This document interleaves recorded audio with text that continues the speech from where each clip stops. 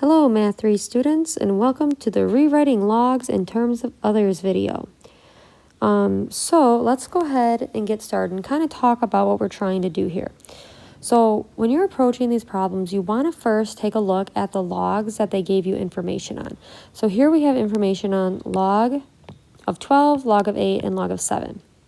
All right, so we know the estimated values of these logarithms, and what our goal is to separate this log in such a way that we can either simplify the log or simplify it to one of these logs that we know. All right, so this first one should be fairly straightforward. If I asked you to separate this log, you would separate it into log of 7 minus log of 8. Right? That goes back to our rule that when you're dividing within the log, you can separate those logs by subtraction.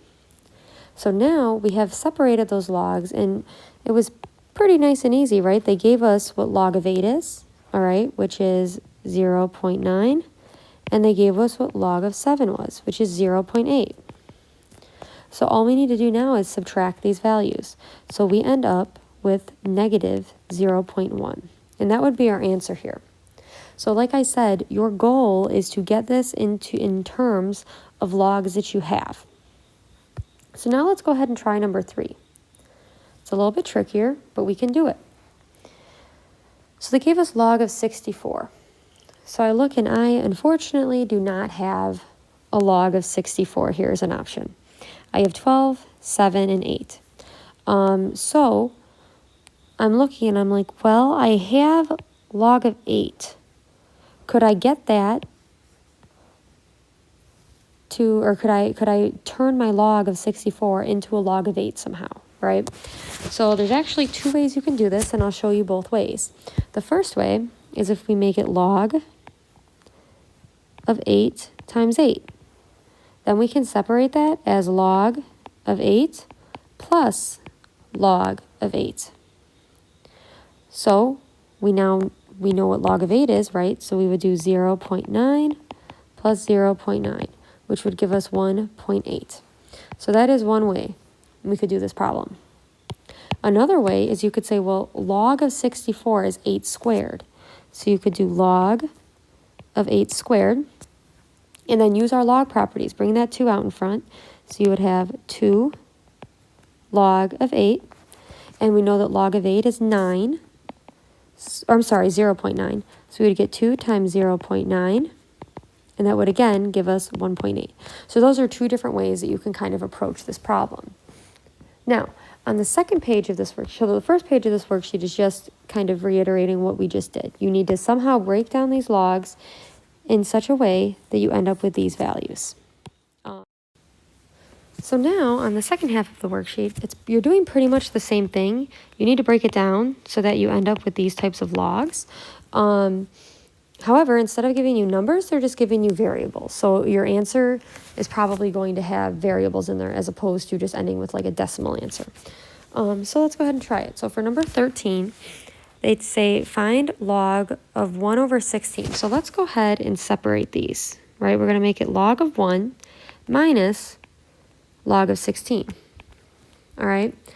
Well, log of 1, right? We can think about that. We know that anything to the power of 0 gives us 1, right? So we could think, okay, well, 10 to the power of what is going to give me 1? That is going to be 0. So we can replace that log of 1 with a 0. Then I'm going to go ahead and rewrite my log of 16 as a log of 4 to the second power. Now, why would I want to do that? Well, I know what log of 4 is, so all I need to do is get that log in terms of 4, which is very easy to do since it's a 16.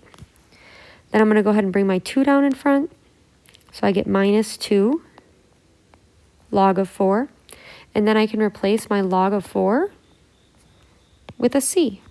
So I just get minus 2c, and that would be my answer for 13. Now let's go ahead and try number 14. So again, we are trying to get the log in terms of these numbers. All right. Now looking at log 4 of 24. Okay. I'm thinking, well, you know what? Maybe I could break the 24 down into 4 and 6, okay? Now, you might be thinking, well, Miss Slattery, there's no 4 here. I don't have a log 4 of 4, so how would I know what it is? Well, this is one of those logs that we should know, right? 4 to the power of 1 would give us 4. So when we break this down, we could actually replace that 4.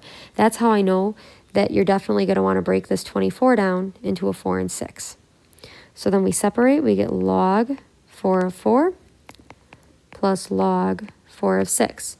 Now log 4 of 4 is going to give us 1. Log 4 of 6 is equal to s. So that looks like a 5. So my answer would just be 1 plus s.